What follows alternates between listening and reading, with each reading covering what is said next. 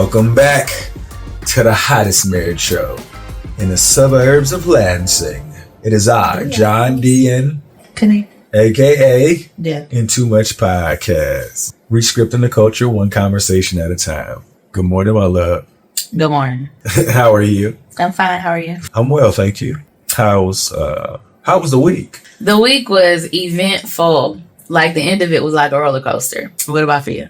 It was probably the roller coaster ride where you get off feeling like it was fulfilling. And I'm glad I'm still alive. Oh, yeah, okay. There we go. Like I don't have to ever get on the roller coaster again. No. Like I don't, yeah, but for sure. So this brings me to, we always are talking about accountability. People having to be accountable for their actions. You did this, be accountable. However, there was one of our kids had an assignment this week where they listened to a video from Will Smith that said fault versus responsibility. So I'm trying to get your thoughts on this. Because we always talk about you gotta be accountable. You know, if you want to be an adult, you do things, you gotta, own up to it, blah, blah, blah. Mm-hmm. So he was saying, well, people are like, if something's your fault, it's your responsibility to fix it. However, we live in a world with humans. Yeah. And so there are going to be people that mess up stuff and they're not going to fix it. So then whose responsibility is it to fix it? Your own. Right. And so he was talking about it may not be your fault, but it's your responsibility to fix it. And part of our roller coaster this week was figuring out, I don't even know if we need to look at fault anymore. So what I was thinking about was, okay, so in the event that you have a parent that's not a great parent, it's not your fault that your parent didn't know how to parent you specifically. Because sometimes it's just that, you could have multiple siblings. Y'all live in the same house, same parents, everything is the same. However, y'all all come out completely different. And your perceptions and your relationships with your parents are completely different. Mm-hmm. So you had a different upbringing than your siblings, even though everything appeared to be identical. For sure. So sometimes you have a parent that just, for whatever reason, it just didn't go right between y'all. That parent did not know how to parent you specifically the way you may have needed it. It's not your fault, but it's your responsibility to find the necessary resources to rise above what you were given. Because clearly they ain't going to do it.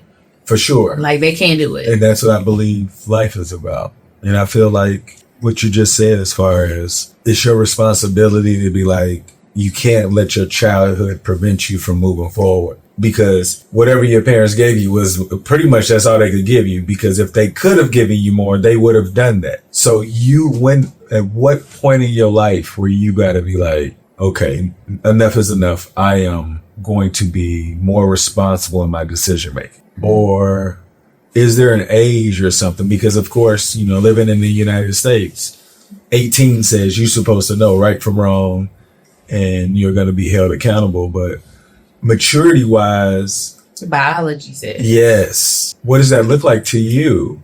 Because it's apparent that kids out there are having tough time making decisions that's, in the benefit of society. What is it? Is it like just they haven't taken responsibility of their life because they have their hang-ups from their childhood? They don't know that they can't use that? I want to be careful about once people turn 18 and they become adults. Yeah. You're not your brain biologically is not hardwired for the full understanding of abstract ideas until you're like 26. So the idea that we are sending people off into the world 8 years ahead of time was like, you are now capable of voting, filing your taxes, signing a rental agreement, doing whatever the case may be. You said 26 though? Yeah. Wow. So kids going out there 18 prematurely is pretty much, is it like a weed out situation then? It almost is. Because to me, I thought that was what college was. College was like the buffer to save us from having to be like thrown out into the world. Oh, yeah. Because I have friends, when I graduated, I had some friends that they had become roommates, got a house together, was living their life, working, doing whatever, and they were fine. I could have done that, but I had a lot more growing I needed to do. I just felt like college gave me that time where nobody really expected. When did you know that? What? That college was the buffer for you?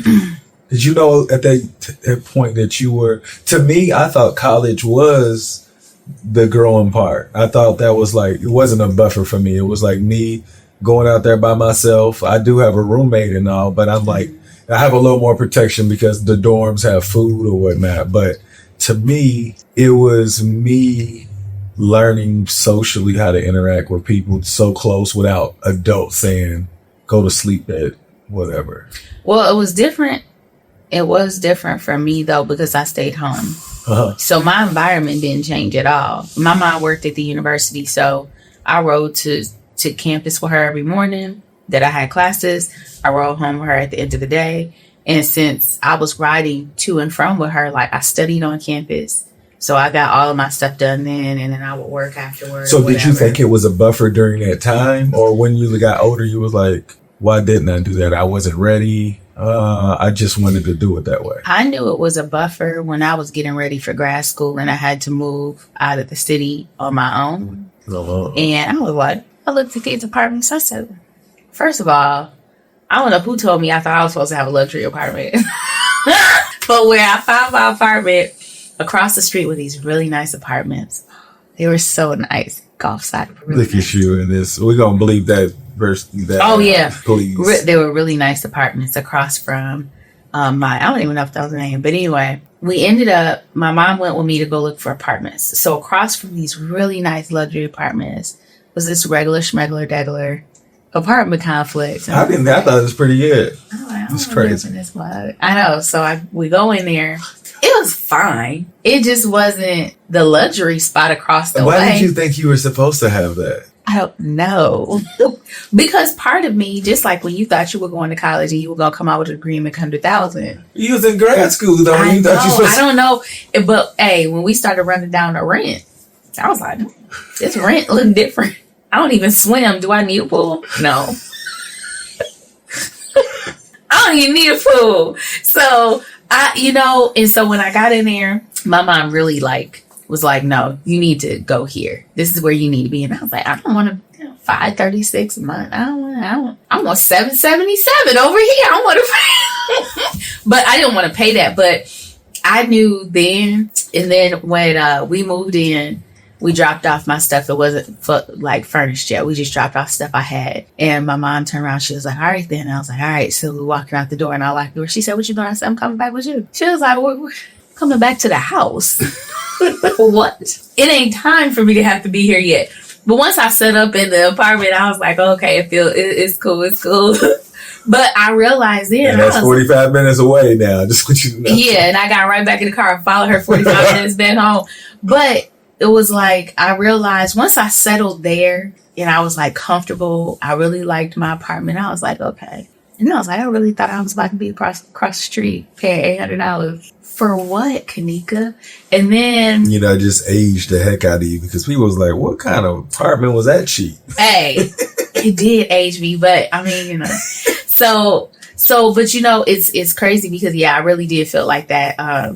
That let me know that college thing, that was just step number one. Step number one was me working, paying for my personal bills. Like I didn't have to pay rent. I didn't have to pay utilities. I didn't pay for food, nothing. It was like I was still in high school as far as my mom was concerned. They didn't ask me for anything. Mm-hmm. So it was like paying for my own stuff. And then I went to grad school and I was paying for the whole setup. Yeah. And so I slowly entered into adulthood. And even though I was able to go out and do what I wanted, because I stayed with my parents, I still felt a need to be in at certain times. Like by junior, senior year, I didn't. I was a little bit more free. But in my younger years in undergrad, my ascent into adulthood was way, way slower than everybody else's. I guess I was just putting mine together. I guess I had training wheels through the process of being able, I think when I was officially on my own was Orlando, and I was 24. Mm-hmm. Yeah, I was 24. So that was a long time. Was it 24? Yeah. So this was 2002, 2003. Oh yeah. I'm thinking about when I was 24. Yeah, you were 24. Yeah. Okay. Yeah. So I was just thinking how I got to that point. And I probably could have done it sooner, but I didn't have the money to be able to provide. So there was no way I could have gotten there sooner. You know what I'm saying? So I had officially gotten to the point where I could have my own thing. And then that's when I realized that you have to pay for things inside of an apartment that don't come with it. And that moving hurts. That moving hurts when you got to buy salt and pepper. Salt and pepper, the thing that hold the silverware. It's like you gotta get a thing and hold the silverware. Like you ain't got no food. You don't have no cleaning supplies. You don't have nothing. And like I did that before, but it was like training wheels. We still had stuff. People gave us stuff, so it wasn't like okay. And then I was like in Orlando, so it was just like, oh, what? And I still didn't understand like all the things you had to get. And you were 24. I was 25 when I graduated grad school. And then I went and I was roommates with my cousin for like 5 months. And I was like, I don't want to be nobody. And that was the other thing why I didn't stay on campus. I was saying, I don't want to be anybody's roommate. I don't want to stay with nobody. And then I stayed with my cousin. I was like, help me. Get me out of here. And it wasn't that she wasn't fun and everything, but we were so different. It was just like, get me out of here. And then I was back with my mom. I stayed with my best friend for a little bit because she was like in between leaving grad school, going into another job. And so I stayed with her. And as much as I love my best friend and we had a great time, like every night was a good time. I'm so introverted that I was like, this is a lot. But I wasn't working at the time. So when she went to work, I was like, oh, thank God. That was her piece. Yeah. But I had to get out of there too. But there was a lot of growth that was going on. There was a lot of growth going on. And we didn't end up purchasing our house until I was 26. So we didn't start our thing until 26, 28. And that was just when your brain was like, oh, okay, we're able to connect all the dots now. To try to. Yeah. And so getting back to what we were saying before, I know that we tell people that they need to be accountable for their actions or whatever, but I think that accountability is a hope because you're dealing with a whole bunch of people with a whole bunch of baggage or whatever. You're hoping people are going to own up and be accountable for their actions. Mm-hmm. However, we have to understand that there's going to be some people who are at fault that won't be accountable, but it still has to be fixed. Definitely. So then that means that where's the responsibility going to fall on?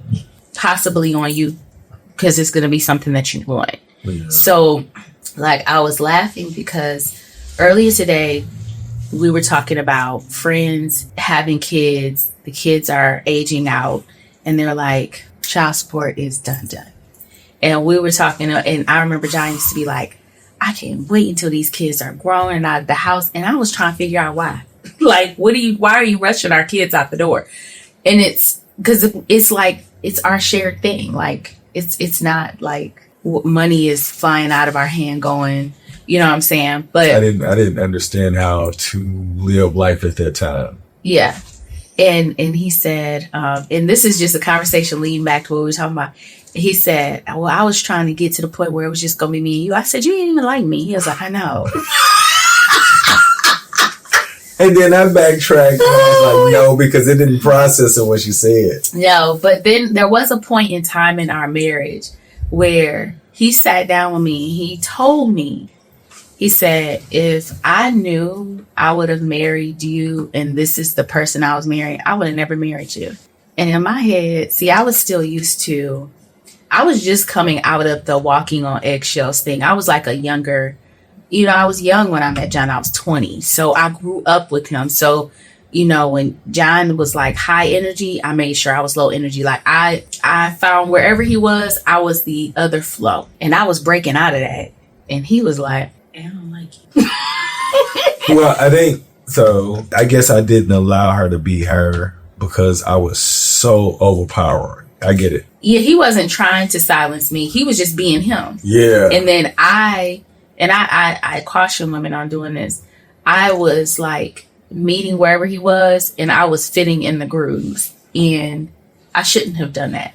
But when I got old enough to say, I didn't want to know more, he was like, who are you? Because I don't even know you. Like, that was like year 11, 12. Yeah, so I want anybody who's listening, like, she's like, she tricked me. Like, I didn't know. I used to always say, oh, this is too easy. Like, this was I'm like, golly, we get along, but she was making us get along. She was making it work. And then she was like, you know what? I'm tired of doing all this work. Yeah. And she started being who she was. And I was like, what? But the thing was, if I knew I was being like that, I would have tried to fix it in the beginning. But you made it work. So I didn't know that. So I do want to, I was a butt, but I wouldn't have been an intentional butt like that. I didn't think that, but I was too accommodating. She was. And when it all came down to it, like, by the time we got to that point, I was like Diana Ross coming out. I was like, I'm about to just do whatever. And it was really like, I didn't really care. She's just now calming down from that. So what year was that when I said that to you? 18, 19? 18, 19. Yeah. And she's just now coming down where I'm like, oh my God. First of all, 5 years ago. 3 years ago. You got here maybe 2 years ago I am. But, that's because we, like, not long after that, we had to leave to come back to the States. So we were apart for a while, so we didn't really get to practice and engage. So it wasn't his fault directly that I acted that way. He was being him, and then I wasn't saying, hey, this is unacceptable. Make some room. Like, make some room. You too big over here. I wasn't doing that. So it wasn't his fault directly that I was behaving the way I was. So it was my responsibility, though, to fix that. And also, because I acted the way that I did, he was like way larger than life because he felt like he really could be. There were no breaks. There were no boundaries on that. And when we got older, he realized that some of the ways that he acted around me and how I felt when I did come out, that's why I was so full force. And he was like, oh, okay. So I got to fix that. So when he came back here, he was very accommodating to you. Yes. And he was very intentional about making enough room for me where I didn't feel like I had to like shove and push. And so in that, I think we shared the fault and the responsibility, the accountability and all that other stuff. I think we shared that. But I thought it was really interesting when he was like, just because it's their fault doesn't mean it's their responsibility to fix it. Because some people aren't, even if you think it is, they may not pick it up. They may not be willing to be accountable for that. So are you willing to take on the responsibility, or are you going to sit there and be sad and talk about how somebody did this to you and this is why you are how you are? Who's going to fix it? And I think this could be offensive to some, but I think those are the bots. Like for real, like I do, because I feel like if there is something that can beat it and you're choosing not to beat it, you're like, you're caught in the hamster wheel of a bot. And it's like, you're a real person or whatnot, but that's your ceiling. That's as far as you're going to go. You stop looking for options. Mm-hmm. You just complain and it's like, dang it. I think everybody has it in them. Yeah. You know what I'm saying? It just depends on how important it is for you to say, okay, I'm going to take hold of this or whatnot. But I think that whenever you do find that and you actively decide, then it's your fault, because you no longer accepted the responsibility, because there's still an option out there, but you've decided to just back up from it. You're like, I don't want to do it. So I think that's when it's your responsibility, once you realize it's no longer their fault. Well, it could still be their fault, but once you realize they're not going to take responsibility, you have the power to fix it and you choose not to. Correct. Then it's your fault you're there. Yeah, yes. Okay. I need whoever that creates a ceiling for themselves to know that at some point, you're the only one that's going to be able to break out of the ceiling, not the person, whoever you're claiming it's the fault of. If you're going to leave it up to them, then you're stuck. You're going to let them keep you stuck. Yeah. Now it's your fault because you can see it and yeah, I'm with you on that one. Yeah. Okay. Did I talk too much today? No, I like that. I like the idea of us growing, just looking at things differently. Because before you said that fault thing, the fault and the responsibility. I was looking at it in so many different ways. Over the first time when you first said it, I was just like, that's a pretty good question. And it takes a very aware person to say, it's my responsibility now. You know, like, I can't, like, if somebody else has done it, why can't I do it? Like, you're not the first person to beat whatever you're going through. Mm-hmm. You know, everybody can't do it, but it's possible to be done. Mm-hmm. Are you going to be the person to beat it? Or are you going to be like, why everybody else didn't beat it? So that's when, to me, I felt like when you gave me, like, when I hear things like that, I try to find the number of ways that people can manipulate it to create an excuse so I could put it back onto them so they can, like, so to me, I love that question and the perspective you gave them. Anybody want to give a shout out before we get out of here? No. All right. Hey, shout out to Ty Singh, a student from our former school. He used to always show love in the mornings. Want to give a special shout out to him. Y'all make today better than yesterday. Don't worry about anything you can't control. GATA. Get after that action, or that action will get after you. Be great on purpose. Boom. True.